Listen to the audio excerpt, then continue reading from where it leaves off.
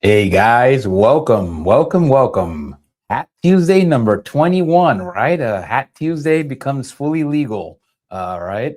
Hat Tuesday can now vote, uh, and also buy booze and all those good stuff that comes with being 21. So yeah, congrats to Hat Tuesday for turning 21. Fedora Friday, hopefully we'll turn 21 on Friday, and yeah, we'll just keep stacking these up. Welcome. Hopefully, you guys are having a great week. Right away, we got my man Paul. Paul, how's it going, my friend? Hey, I'm all right, thank you. You? I'm doing well, doing well. Good, good. Yeah, that is a cracking fedora you have on. Oh, thank you. Yeah, this week I've had the last 2 weeks I've had several commissions to make, and for one gentleman, he couldn't actually make the decision on whether he wanted a 180 gram, fairly heavyweight dress weight fedora, or this one, which is 120 gram Fepsa. Both of them 100% rabbit fur felt. So I just said to him, look, I tell you what, I'll make both.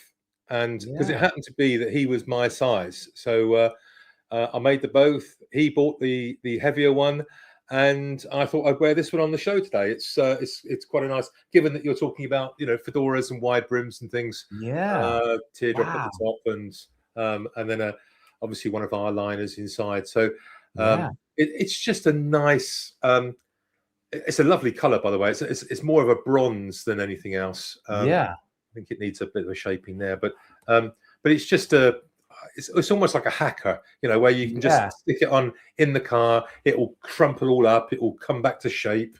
It's just an good all round hat, I guess. Yeah, makes a lovely, I think, private investigator, right? It just has that kind of feel. So if you want a private eye fedora, make sure you reach out to Paul and go and take that off his hands. Great.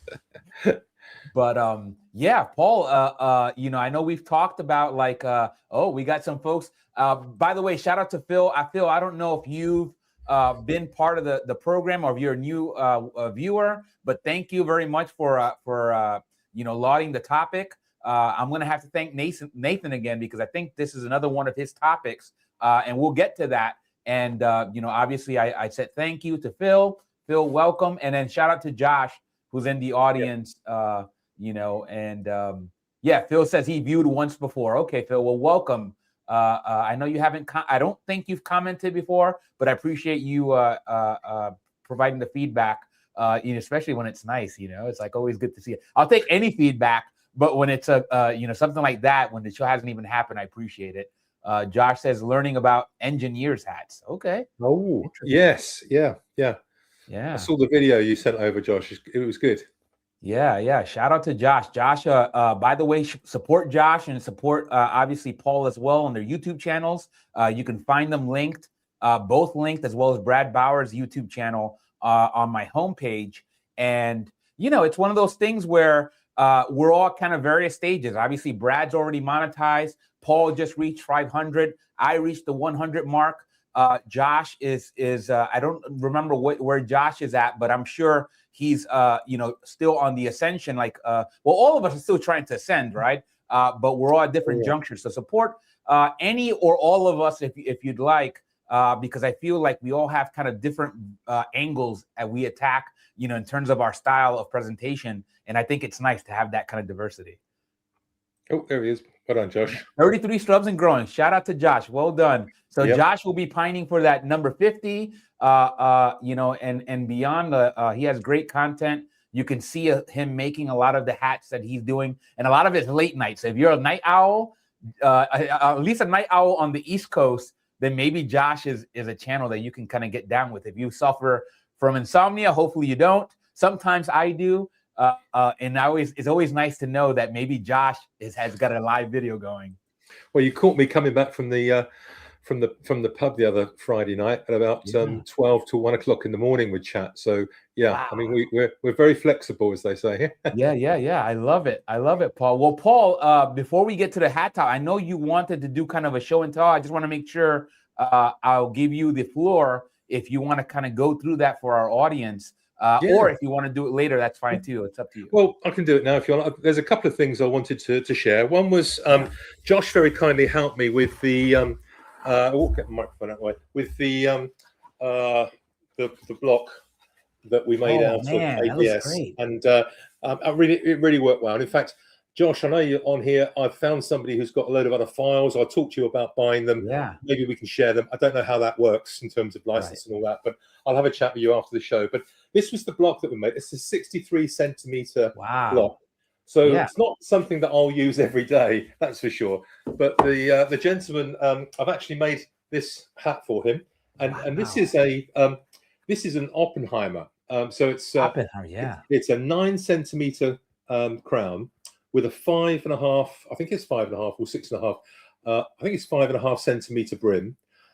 And what he wanted was actually a 10 centimeter in the middle here because of the way his head works, and it's just stunning. I mean, it's almost like a pinky color within the brown, but it's beaver and rabbit, and it's just the chestnut color leather sweatband there, which I get from the States, as you know, Fern Thatcher. And one of our liners, and he's over the moon with it. I showed it to him yesterday, so I'm just waiting to get his address, and I can actually send it over to him. But I mean, gorgeous. It's a different hat, isn't it? I mean, it's not one that I make a lot of, but I think I actually quite like the style of it. So the Oppenheimer is iconic, and it's one of those hats that I don't know. I would want to survey.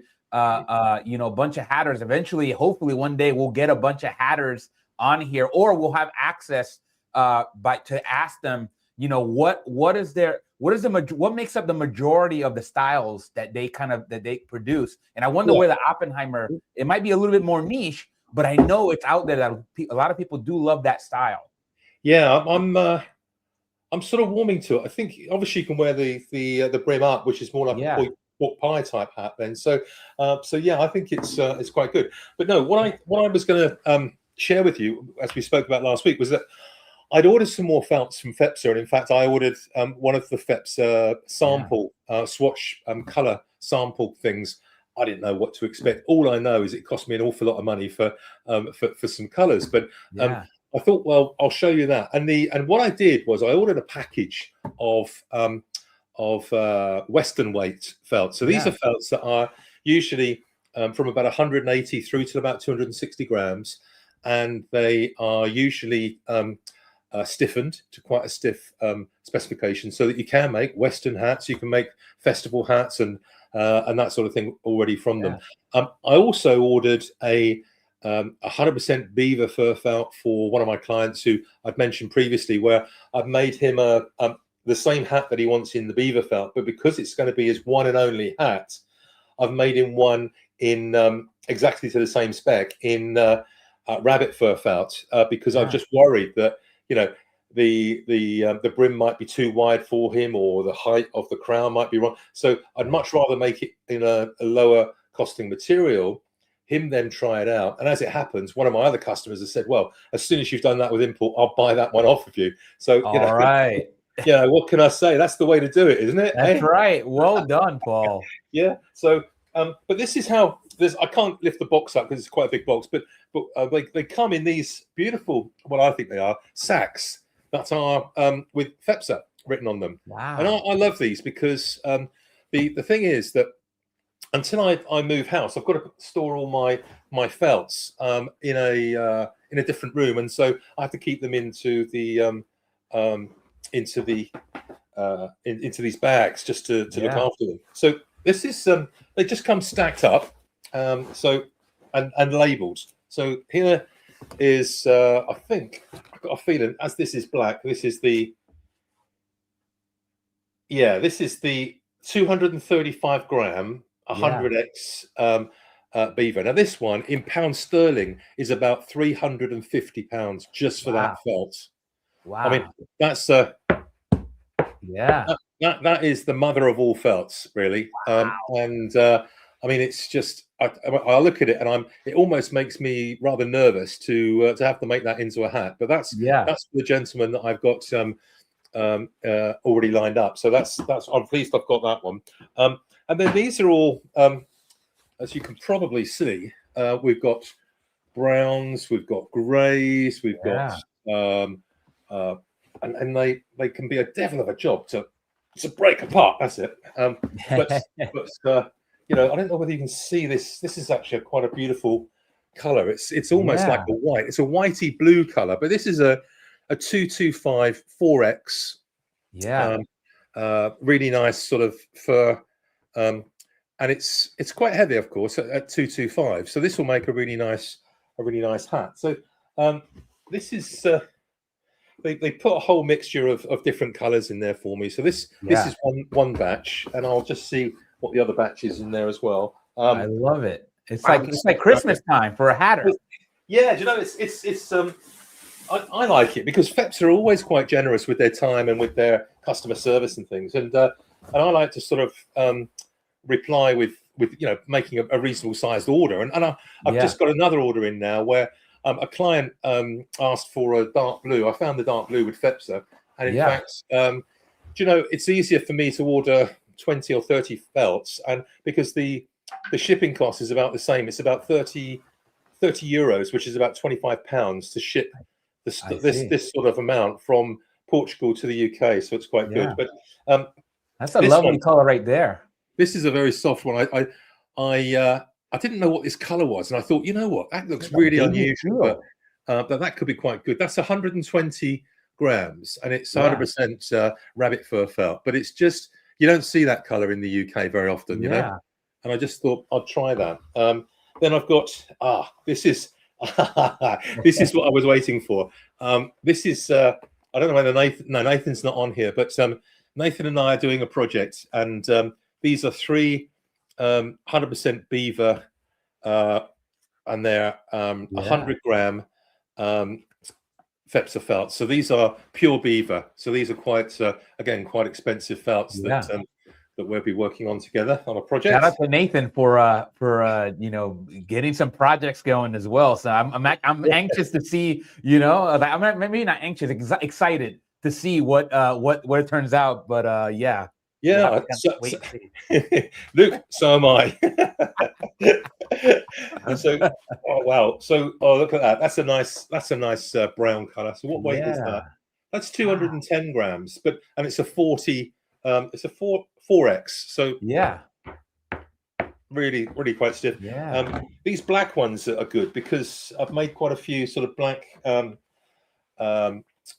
festival hats with these. These are again. These are 2X, and I've got to work out with FEPSA what this X, what their X means, because there is a content of beaver in the 2X, but it doesn't actually tell me. And you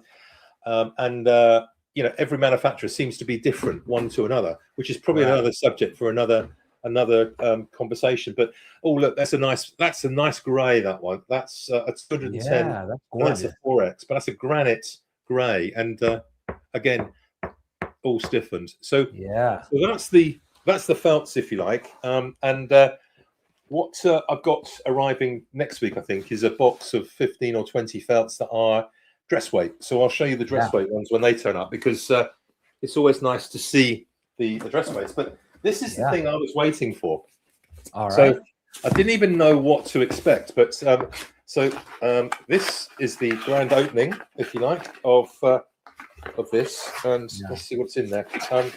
Josh says the X's are a lie. I'm assuming he said lie. Stick with percentages.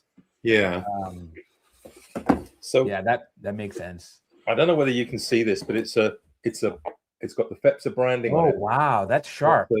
And it's a nice box. This is nice to bring out when you're actually doing a custom hat for somebody and talk to them about their specific requirements. To bring this out, I think this really does show them that I'm in partnership, as it were, or partnership. I'm in and use the FEPSA felts and the FEPSA products. So let's have a look inside, shall we? I mean, I haven't really looked at this yet. So, oh my goodness. Well, I used to be in the sort of design. Oh my goodness, look at that orange interior, hey? I love it. I'm a That's big fan of amazing. orange, as you know. That's a bit of Hermes, isn't it? Whatever they call it, you know, Yeah, that's right.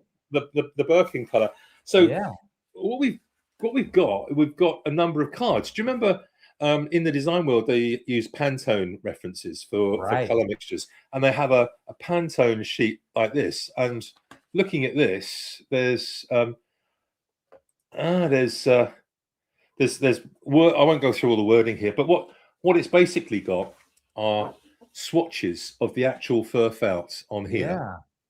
in all the different colors.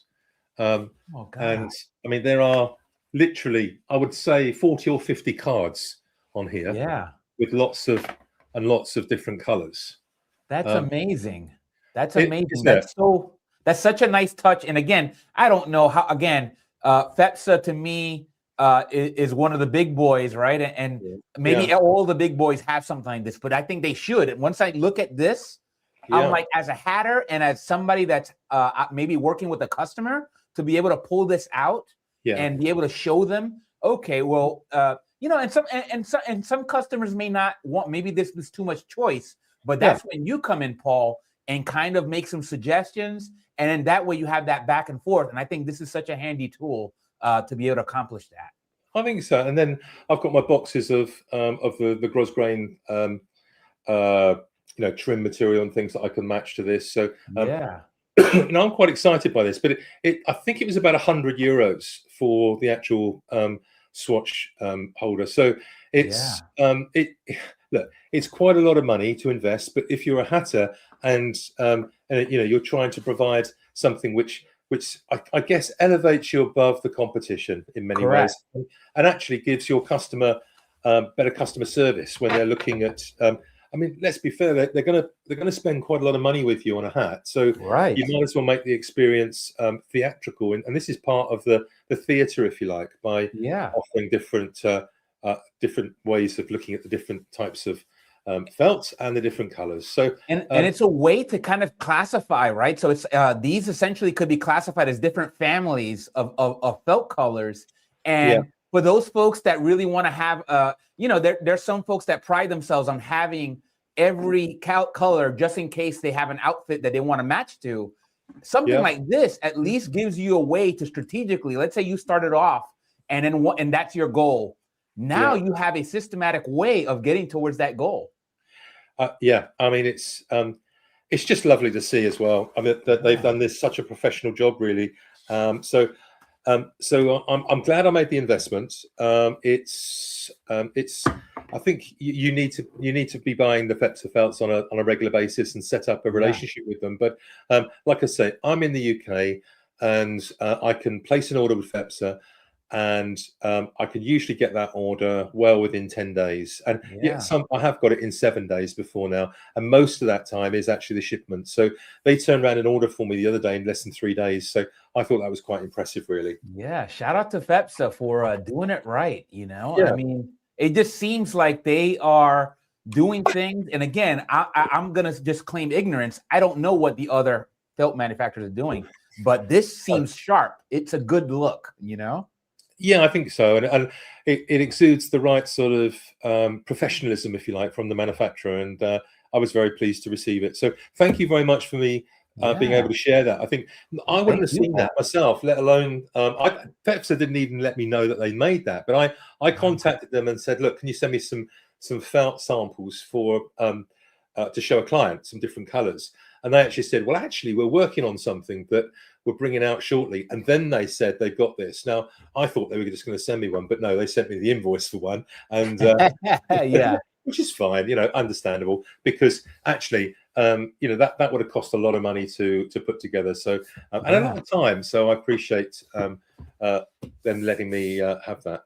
So shout out to FEPSA for doing it. I mean, again. FEPSA is a big supplier. One kind of expects them to do some things, but I'm like, for me, I would have never imagined some of the things that I've seen already based on what you've shown us, Paul, and that's awesome to see. Yeah, I'm very pleased, and like I say, it just takes us to a different level. So I'm just pop that away. Yeah. Yeah, Yeah. congrats, Paul. Again, I love it. Like I said, I think it's a great example for those hatters that are newer, even those folks that have already been in the business for a while. They may be using a different supplier, or they may not know to ask their supplier for something. Maybe they're using FEPSA but didn't know that FEPSA had this. Whatever the thing is, education and seeing these things with your own eyes is always a good thing. So I appreciate you sharing. You're very welcome. All right. Whoa. Wow. Well, I'll tell you. After that was pretty awesome intro, and it takes us to our topic, right? Such a great topic for me, because we've talked again. It feels like some of these topics we've mentioned before, but we've never dedicated a whole show to it. And I think it's one of those things that we've thought about, and then we have a different piecemeal reasons for why it takes courage. And then, for some hatters, some folks that have been doing it for a lot of years, they may not see this as a courageous act. But I know somebody like myself that hasn't been wearing hats for a long, long time. I think it is something that takes courage. And, I got to tell you, I think one of the things that I've at least mentioned before, and I think it's always been underlying in discussion, is that there's a lot of stereotypes out there about folks that wear hats. And I think that right then, right, that right there is one impediment. Obviously, we're all on the internet. Hey, we got my man Steve Heck. Happy Hat New Year. Shout out to Steve Heck. Steve, we were just talking about you. Somebody showed an Hector velour hat. It was Alan Friedman. And I mentioned you, and I shouted you out in the episode that we did with you. And because you gave me that appreciation for that Hector velour, and Alan knows you and knows your collection. So your reputation's out there, as you probably already knew. And you got Josh saying hi, Steve. Welcome, Steve. Man, I got to get you back on here, so don't get too shy on me, Steve.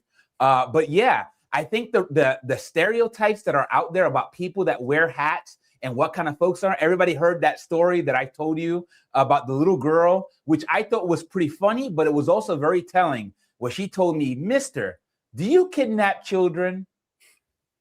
And, it's chuckle worthy and it's so honest, and I had to appreciate it, but it does get to the heart of a lot of the costuming, right? We watch Fedora Friday. We know that a lot of costumers will use fedoras very strategically to try to add and create characters. We know a lot of villains out there wear the black hat, right? Like the black hat and the villain is kind of synonymous. We've talked about that often. So I think those are some of the stereotypes that are out there that we have to be a little bit courageous. And I know that sounds like, I don't know, when I think about it once and I'm like, well, that's no big deal. That's not no big deal to overcome. But, well, some folks may not want that perception out there. And it takes a little courage, I think, to be able to go out there. And that's why that's part of the whole thing of good looks, right? I go out there sometimes with my sunglasses on. Well, my glasses right now, the ones that I'm wearing, they will tint up. So when I go outside and I'm wearing a stingy brim and I dress the way I dress, well, maybe I look a little more unsavory. I look more like some of those stereotypes. And for me, I'm like, well, if you give me a chance and let me talk, right? If you approach me and all that, you'll see that I'm actually a nice guy and I'm very approachable. So yeah, Paul, what do you think? Well, I think thinking about the topic, I would say that lots of things come into play here, and without even thinking about it, the color of a hat, the size of the crown, and obviously the size of the brim, the style, the occasion that you're planning on wearing a hat for. And what I mean by all of that is quite simply, I wouldn't wear this hat to a funeral, for instance. I'd wear a dark hat, and I'd wear a trilby-sized brim, under 2 3/4 inches. Yeah. Whereas if I was going out to the beach, I wouldn't wear this. I'd wear something with much more of a brim on it, something like a festival type hat with a 10 centimeter brim on it. And here it's far more relaxed. I can wear that with a jean jacket, a pair of jean trousers, or just a t-shirt, But I probably wouldn't wear a fedora like this I could wear it with a t-shirt, and I could just pop up my brim and I can do I get away with it. But and the the other one, you get a high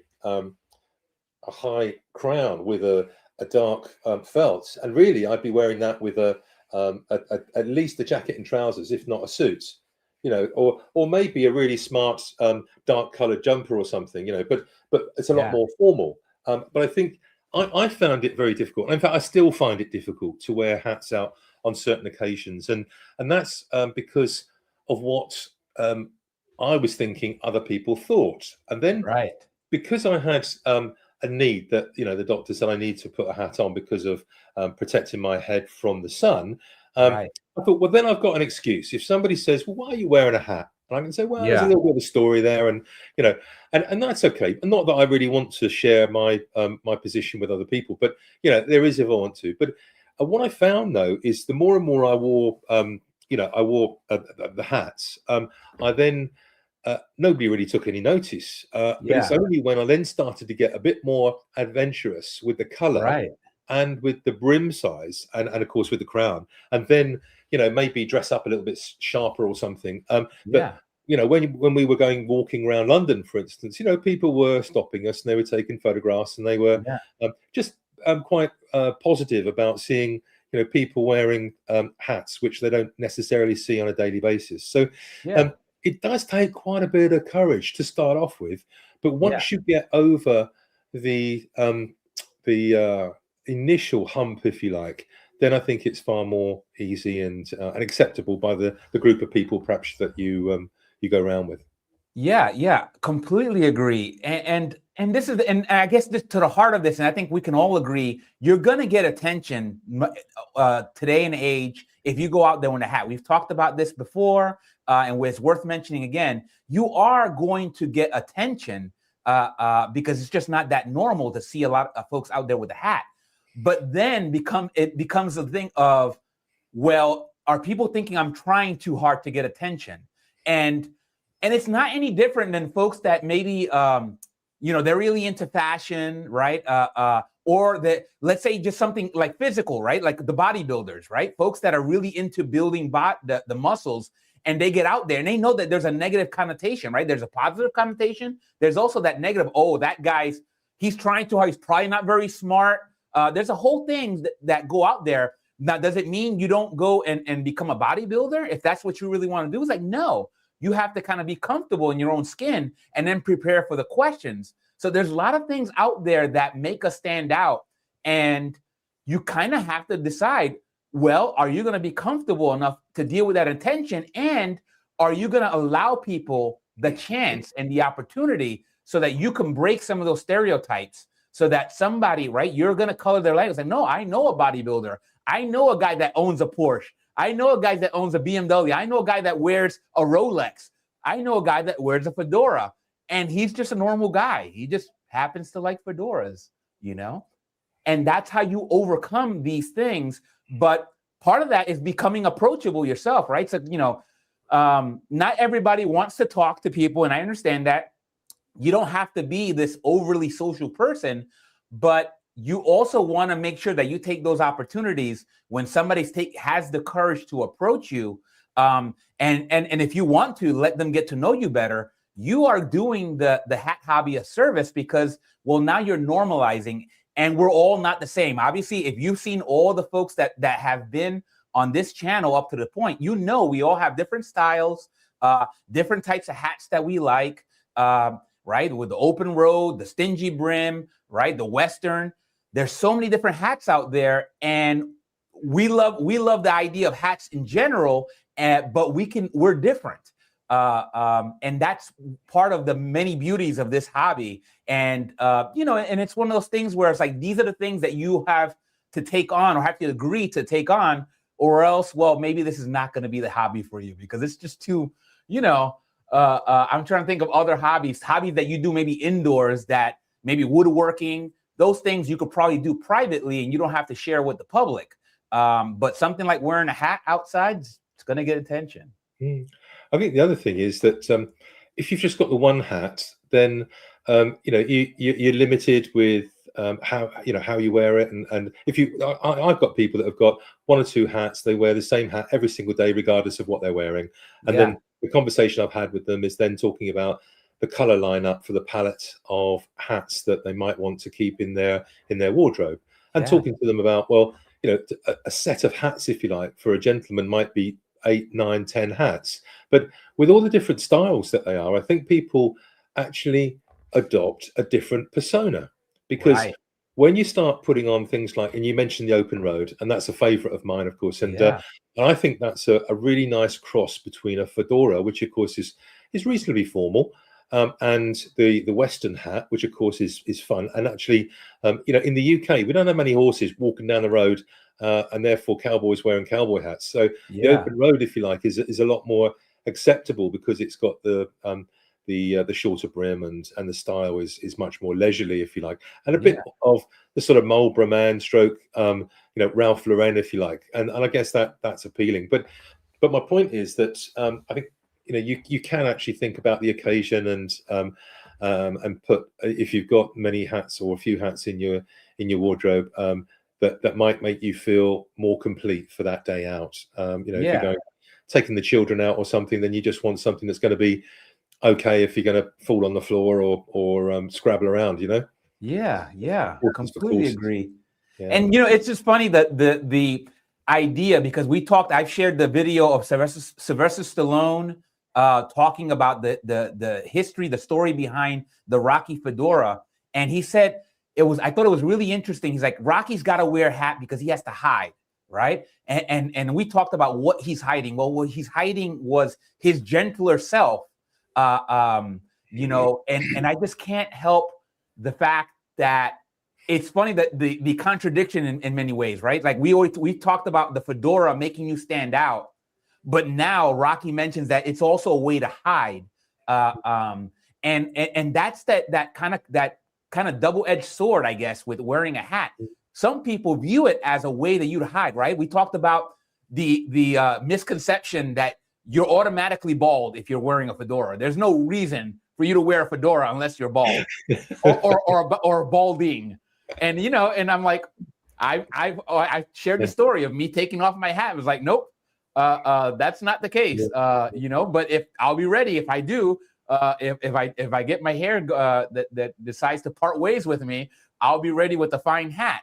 But there's all these stereotypes, and again, can you use it to hide? I guess in many ways, yes, right? We talked about the hat and the sunglasses being like a costume to hide, right? You seen the stereotype in the movies of the person wearing the hat and glasses, the sunglasses, and yes, you can use it for that.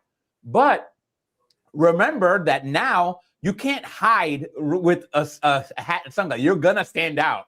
James Bond probably didn't wear a lot of hats and glasses or in sunglasses because, well, he's trying to be covert. Well, you're not going to go infiltrate anybody, at least nowadays, with a hat and some shades. You're going to stand out. I think the seasons of weather play a part in it as well, Luke. I think if you're in the spring and summertime, then maybe you pick up a Panama hat or a baseball hat because you actually want a practical protection from the sun.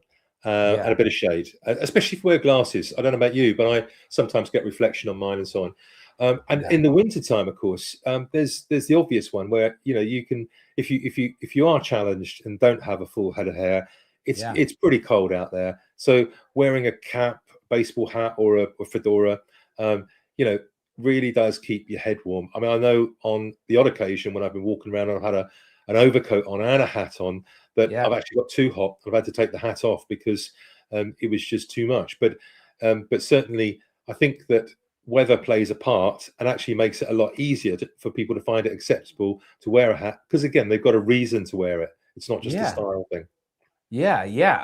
Completely agree. I mean, we talked about originally the whole point of a hat was the functional reason for wearing a hat, right? To protect you from the elements. Obviously, things have changed, right? With the proliferation of the car, we've talked about that ad nauseum. A lot of folks didn't have to walk to work or take public transport. They could drive to work. So the hat stuck around despite the fact that maybe there wasn't an immediate need functional wise for it. But one other thing, because I remember the back to the stereotypes, that the person that's stuck in nostalgia, right? And we know that a lot of us are nostalgic, right? We talked about the Indiana Jones hat, right? Indiana Jones, those movies came out now in the 80s. Well, we're talking about what? Close to 50 years, if not more than 50 years ago, right? Or maybe close to 50 years. My math is probably a little off.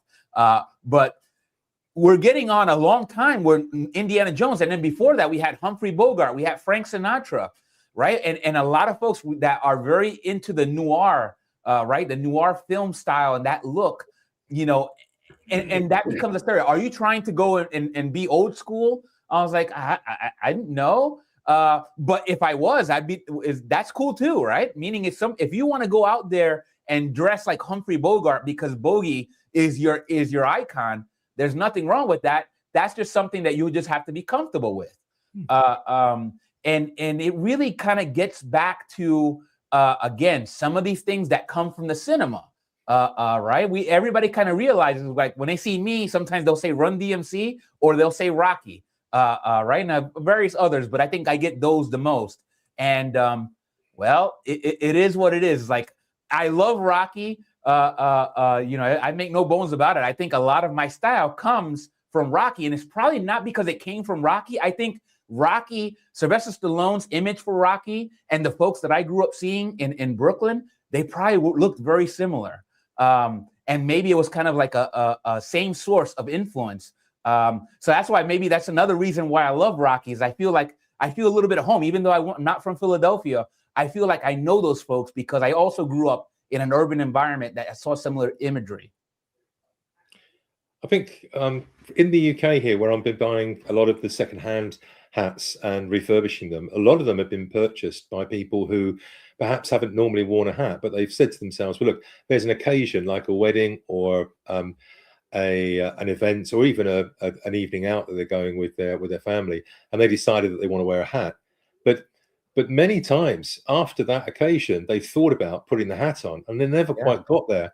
And it's then retired, if you like, to the top of the wardrobe, gets very dusty, and then 5-10 years time, where they've written off the price that they paid for the hat, which in some cases can be quite a considerable investment, and move the hat on. But it's such a shame because there is every reason for those people to pursue the wearing of the hat and get the enjoyment out of it. Right. Yeah, completely agree. And we have a Phil here that mentions, after a few years of my doc, it sounds very similar to your story, Paul. After a few years of my doc saying I need a hat for protection, I did some research and got a wide brim, full leather Outback with vented crown. Still one of my faves. Yeah, there's many ways that we get into this hat hobby. And obviously a medical reason seems to already be, that's probably a lot of folks out there that you guys are representing that went into hatting. And then obviously you got into it for this reason, and then you came to appreciate it for a whole other variety of reasons. And Phil says, I'm 66, been wearing for maybe a decade. Wow. Shout out to you, Phil. That's no small. That means you started around 55, 56. So there you go. What was it, a couple years ago? So yeah, I was in my 40s. A lot of us, and we know Morgan. Morgan is not even 20. And he found his way to hatting through I think I want to say Facebook, right? In the Western style, because Morgan's always been a big fan of the Western style. So there's so many different ways that we get into this. And the other thing I wanted to mention here, because we've talked about this in terms of the idea of a lot more workplaces, right? I think I mentioned this, I had this conversation with Nathan last week, where we talked about how a lot more workplaces, right? And I think you were there, Paul, as well. I think it was you, me, and Nathan having this conversation about a lot of workplaces becoming a lot more casual, right? Friendly for casual wear. And then when you come in with maybe a full suit and a fedora, now you're standing out maybe for a different reason. Now, like, oh, this is the show off. Or maybe this is the overdressed guy, like that. He's too cool to hang out with us that are dressed in jeans. Yeah. And if you remember, we were having the conversation as well about the fact that where do you put your fedora when I mean, this is the other sort of thing, is that some people may not wear a hat because they're thinking, what am I going to do with it when I take it off in the restaurant? Correct. You know, and I'm the same, and that's where, as you know, I found a backpack that was big enough for me to put a hat into it and so on. But you know, you have to think about these things, because if you've made an investment of a few $100s or more, of course, in a nice hat, the last thing you want to happen is for somebody to tread over it. So you know, I normally take another chair and put the hat on the chair. It gets its own place at the table. But you know what I mean? It's another reason for not wearing a hat. So how are we going to have a scenario where these restaurants, cinemas, and other places have somewhere for you to put your hat? And I think I probably mentioned that, you know, one of my other small sort of businesses, if you like, is that I distribute these lockers that people can use. So I'm hoping that maybe we can convince people to take smaller lockers so that we can put our hats in them at pubs and restaurants that we have over here. But who knows? Yeah. And let's see. Phil says, to be honest, here in Central Texas, men all wear their Western cowboy hats and ball caps inside. I am working to get over that cultural taboo. Yeah, this is okay. This gets back into our topic from last week as well, right? Let's be honest. A lot of folks know about hat etiquette through movies, right? So I think that there is a lot of lack of education out there about appropriate hat etiquette, and that's why we did the show out there, right? And part of it is because, well, the rules have been evolving, right? What used to be normal for hat etiquette, you know, in the 30s, the 40s, and the 50s is not so normal now, and we went over that. And a lot of folks are still stuck on hat etiquette that they've learned from movies because maybe they don't know another hat wearer, or they don't know enough hat wearers to know that, well, there's certain things that some hat people do that other hat people won't do. Just like a lot of cultures, you know, things vary. Like even when you're within the same culture, you're going to have folks that do X and you have other folks that will do Y. And it's all okay. But I think that there's a lot more, I'm just going to call it ignorance out there. And it's not because they're trying to be ignorant. It's just that there's really not a lot of great sources out there for education on hats and hat culture. And I went into that. I mentioned this last week. It's very similar in the gun community, when you get folks that were new, just like I was new when I started getting into the community, where I didn't know. I just I didn't grow up around guns.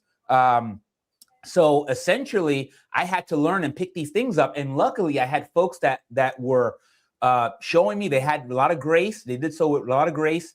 And I eventually picked up a lot of the things that I thought gave me a good foundation in the culture, in the gun culture. And I think I'm still picking up a lot of things from that culture, as well as the hat culture now, from my interactions with you guys here on the channel, as well as my interactions with folks on the Fedora Lounge, as well as Facebook and Instagram. These, because of the way how dispersed we are, right? We don't have a lot of folks that, like Steve Heck might be my closest hat buddy, and maybe my friend William. Besides them, I don't really have a lot of hat folks close by, so we don't have the chance to commiserate face to face. But thanks to the internet, you know, I'm able to pick up a lot of these things, and that's why hopefully that's one of the many purposes of this channel, to build a community of diverse hat wearers that appreciate we might have our own different style, but we're going to show each other things. There's so much things that I've learned, and I mentioned that on this channel, from Paul, from Robert, from Josh. Again, Josh is a new hatter, and he's already shown us a bunch of things. Morgan and Ian, Brad, all you guys that have interacted with the channel have taught me something. And it's a beautiful thing, because again, you're never too old to learn something about this hobby. Paul, anything to add? Not a lot more, really. I mean, I think we've covered quite a lot of the subjects there. I think certainly the one thing that you will get, of course, because we're multinational, we're being multicultural, and I guess if you go down into South America, or if you go down into Australia, for instance, where they can get temperatures up to 50 degrees, I'm told at times, and they have a hat brand called a Kubra, which most of us probably have heard of, even if we don't own one, and that's a particular felt which is really quite dense and quite and worn with a wide brim. But there's no second thought about putting one of those on. It's as soon as a child is big enough to put one of those on, they get one. It's sort of part of their culture, part of their everyday life. Protect themselves from the sun. So Factor 50 and an Akubra hat. Now there are other brands, of course there are, but that seems to be the one that that has the bulk of their marketplace. And of course you go to Peru, and there's people in Peru that wear a particular style of hat, which is a bit like a bowler hat. I've forgotten the name of it, a harura or something. But that those are beautiful, and they are, again, it's all part of their culture. And we in the UK, we have our bowler hat. And if you go into the city, we didn't get a chance when you're over, but if we went into the financial city, we still see people on a day-to-day basis, men predominantly, obviously, wearing bowler hats. Now, it's not like the old days where I'd get on a tube back in the 80s, and there might be 100 men with bowler hats on. Nowadays, it might be 5 or 6 in the rush hour. It's that sort of level. But nevertheless, it's still part of their uniform, if you like, for working in the city, in the financial sector. Agreed, man. And I love that. I didn't see a whole lot of bowlers or derbies or Coke hats, as I've learned on this channel. It's a beautiful thing to see, again, the diversity that exists amongst hat wearers. And that's the thing that helps, right? If you want to learn and meet different types of people, you can do that within the hat community. Because again, there's all types of us that have different angles. We have Steve, who is watching. Steve is a big, fan of the Austrian and German Ector velour hats, and you've seen some of his collection. It's tremendous.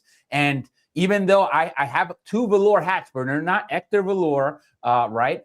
I'm able to learn and appreciate Steve's passion for his hats, and it's just something that comes across the screen so obviously, right, when he goes and he talks about these and his level of knowledge, and I love that. So as somebody that's a fan of learning, you can't not like enjoy that.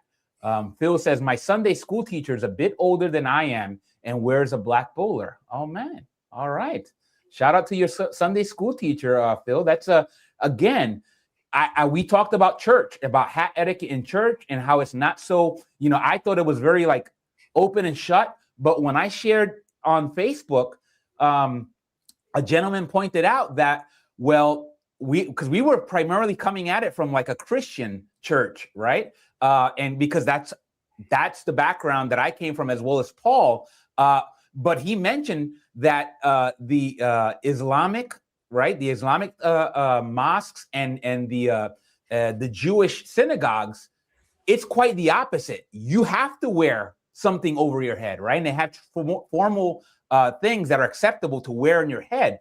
So I just thought that, wow, it's something that I guess I knew it. It just didn't come top of mind when we had the conversation, because I just was coming at it from my standpoint, which was growing up in a Protestant church. And Paul, you did the same. And it's one of those things I'm like, wow, you think that's the normal, right? That's the this, and then you get checked really quickly when somebody mentions, which is an obvious fact, that you have these 2 other major religions that have the opposite trend. You have to wear something. So I'm like, I love it. And you don't get that unless you have that diversity within the community. One thing I wanted to mention as well, which is something that I don't know we've tackled directly, is that there is kind of a fast fashion, right, influence out there, right? And a lot of us that are into this hat hobby, we know it exists, right? We deal with it. Some folks deal with it a little bit more graciously than others, right? A lot of folks will come in and post their fast fashion fedora or their trilby or whatever they're wearing, and somebody will be quick to point out that it's not a high quality piece. And I think we all kind of, I think, realize that, right? That's why some of us wear the hats we wear. We kind of come to appreciate the craftsmanship, but at the same time, we have to be very careful with that, because that fast fashion influence, when you go out to, let's say, Macy's or one of the other department stores, you can pick up a hat, or even if you go to like one of those, what we call it, Ross and Marshall. I don't know what they're called, but they're more budget-friendly fashion places where you can go out there and get yourself a hat that's $10 or $15 or $20. But you look at it and then you compare it to a lot of the other hats, and you start realizing it. But you got to realize that a lot of folks, just like me, when I went to Croatia and I picked up that Panama hat that I still have and I still appreciate, but you look at that hat and you're like, okay, there's an obvious difference in the quality of that hat versus any of the Panamas that I've seen on the channel, and certainly compared to the Ultra Fino that we sampled. Like, it's not even the same universe. No. But we all start off somewhere, and we have to kind of make sure that we know that fast fashion influence is an influence.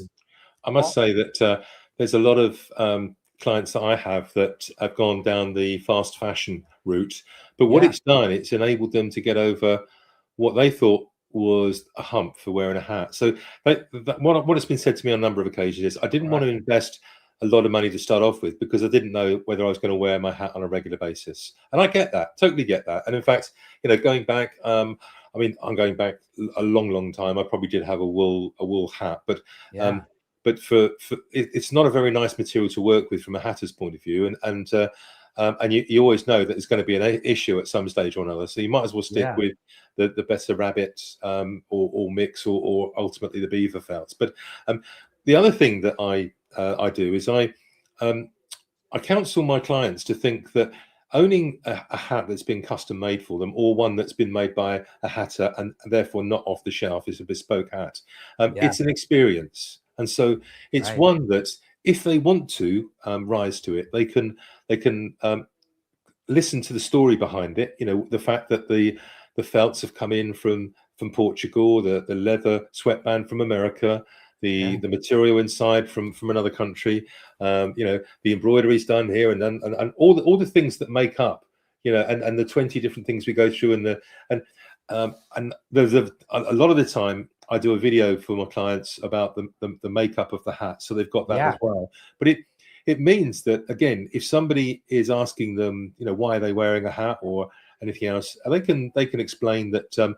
It's something that I enjoy. I'm on a hat journey. It's been great. This is where we are, and they've got a conversation that they can relay, and I guess that will convey a certain level of enthusiasm about the wearing of the hat that they might be wearing that day.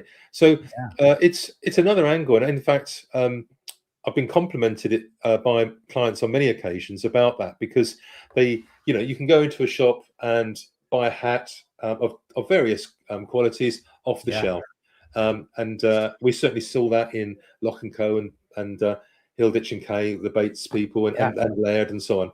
But then you can go into those specialist shops and you can get a wider story, which they tell you about the history of their brand and how long they've been in Jermyn Street there and St James. And then when you come to people like myself and Robert and Brian and other people, that's when we're talking to them about the color swatches, the types of belt, the different weights, the different ribbons and brim trim that we can put on, and all those things that they actually get to design their own hat. And isn't that a fun thing to do? And ultimately, I know that some of the hatters, and I'm hoping to eventually run hat classes where you can actually go and make a hat with the hatter. How good is that?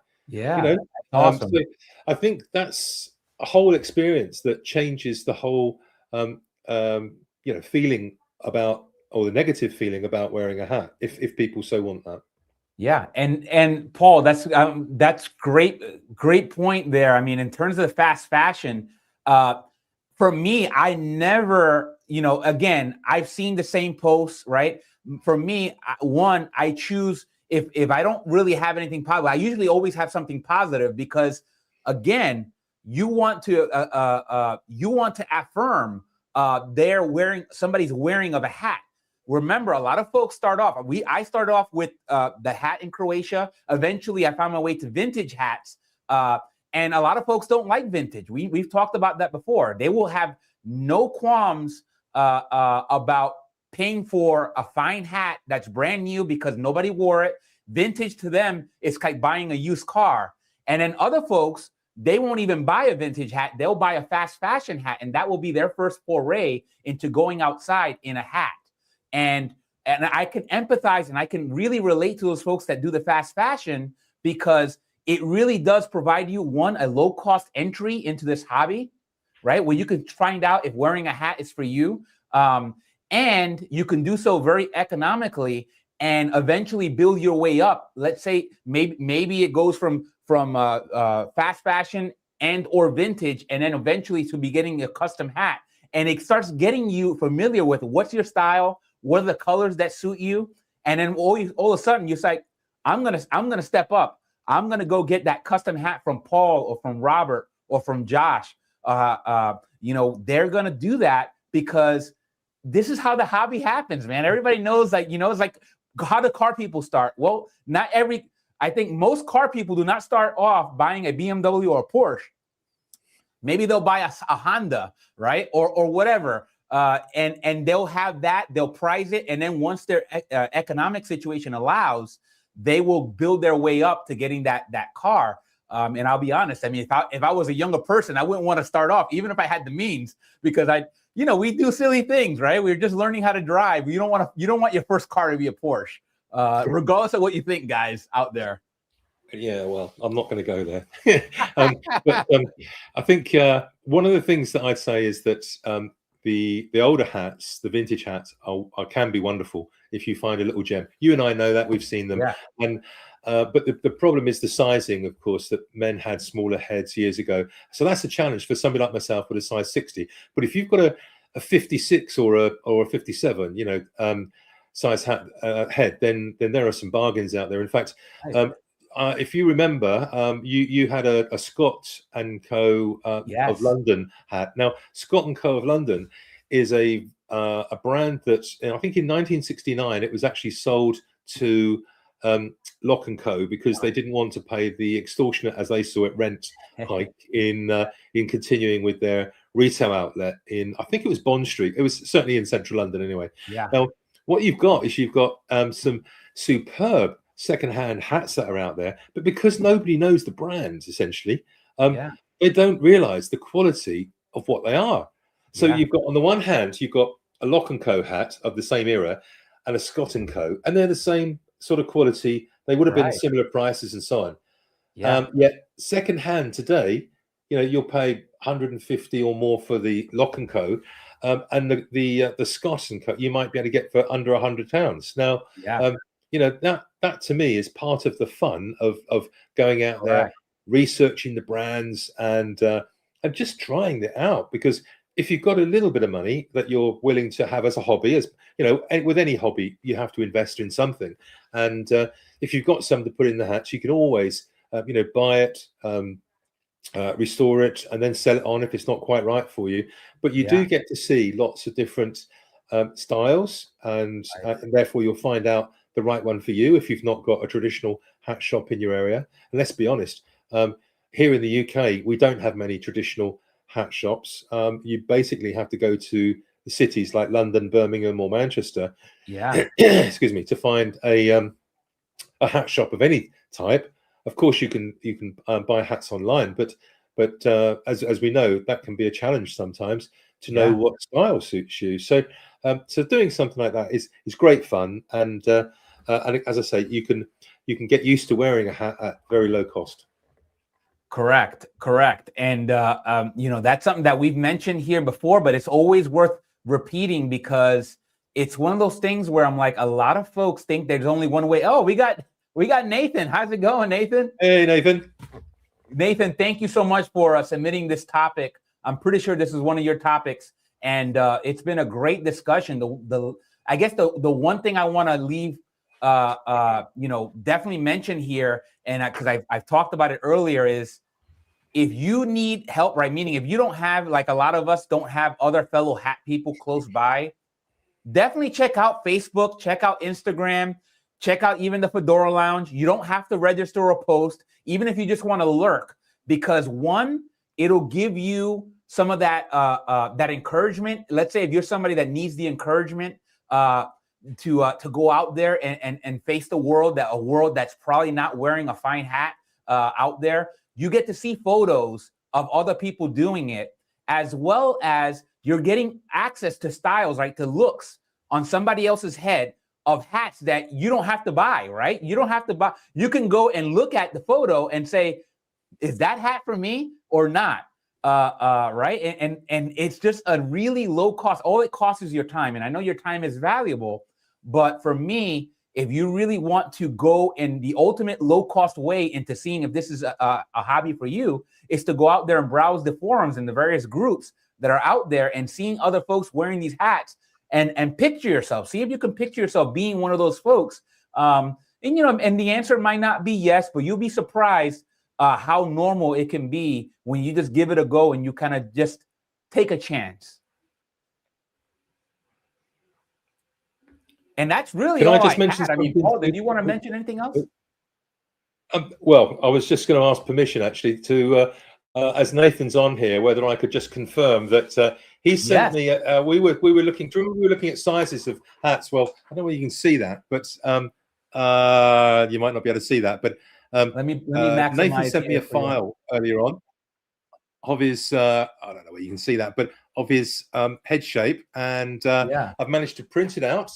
And now I will make the wooden block and use that in future for hat commissions from Nathan. And the other thing was just to reassure him that some felts that he and I were going to work on have turned up. So I'll reach out to him and have a chat later, Nathan. But I just thought I'd let you know we're making progress. That sounds good, Nathan. You see that? I mean, it looks like. I mean, you already know this because you've already partnered with Paul, but I'm excited. I mentioned this earlier. If you weren't here to watch, Nathan, I'm really excited to see what you guys are working on. But I'll leave it there. I'll be surprised, and I'm sure it's going to be awesome. Shout out to you guys for handling these projects together. It's just been awesome and exciting for me to see. That's another benefit of doing this, is that now we have this community. I get to see other folks buying hats and appreciating some of those hats without necessarily them being my hats. You know what I mean? So that's good for my wallet too.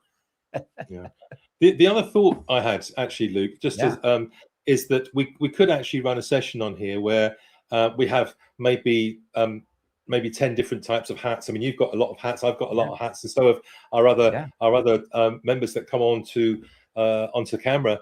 And if people want to see, what does a pork pie hat look like? What does a trilby hat look like? What does a really wide floppy fedora look like? I don't know, but it might be. I mean, we've all shown single hats at a time, but I'm not sure that we've actually done a whole lineup and talked that through. Just a thought whilst we were discussing this subject today. That's all. Yeah, I love it, Paul. I think that's something we'll add it to the calendar. Like I said, the last topic we talked about, just for you folks out there that are fans of bourbon, right? So our Good Luke's network seems to have a really big bourbon contingent, and I'm not somebody that's as well schooled in bourbon, right? I'm more of a rum guy, but it's like if all these folks in my network are into bourbon, I want to try it for myself. And then I'm going to learn something else. This is kind of a whole new subculture. And hopefully you guys can join us. I think that'll be sometime next month that we have that scheduled. So look out for that, because I'm excited for that, just because I feel like I'm going to learn something. And who knows, maybe I'll come away as a bourbon guy. Fantastic. Yeah. I love it. So basically the one thing I want to mention here before I forget is that we did select a winner yesterday for the Fedora giveaway. The winner was originally Nettie. Nettie had submitted 2 comments, but I only counted one of her comments. And when I reached out and finally got a hold of Nettie, she asked the size of the Fedora, and it turns out that it would be too small. She didn't have a person that she'd want to give it to. So I went down the line and I selected somebody else. I think Roger Stewart. Roger, if you're watching this, I reached out with a comment. follow up with me. That way we can kind of confirm details. This is, again, a 7 1/4 a Knox Fedora made in Canada by, I believe, Biltmore. So Roger, reach out. And if it doesn't work out with Roger, I'll keep going down the line. We only had, I think, 5 comments altogether that 5 unique comments or from unique subscribers. So, Roger, reach out. Hopefully all is well. And I'll give you a little time. That way I'm not rushing things here. But if it doesn't work out with Roger, we'll come to the next in line. But yeah, Paul, thank you so much for joining us. Nathan is just watching now. Nathan, I'm sure you'll catch us in this syndication. What I'm going to do is I'm going to leave you the same way I always leave you, right? And I'm going to ask you to support all the folks in the Good Lukes Network. Again, even if they're not in the Good Lukes Network, if there's another hatter out there, another hat channel, Hats and Guitars, all the various other hat channels that may not necessarily be a part of the formal Good Lukes Network, but they're still hat folks. Go support them too. But you know what I'll say, even if you don't support them, right? Even if you choose not to support any of us in the Good Lukes Network or outside the Good Lukes Network, the one thing you got to do is, it's non-negotiable, and I won't get anybody after. Well, no, maybe I'll send Michael Corleone after you and negotiate, right? I'll make you an offer you can't refuse, but he won't hurt you. All he'll ask you is to stay hatting, my friend. Have a great day. Ciao, everybody.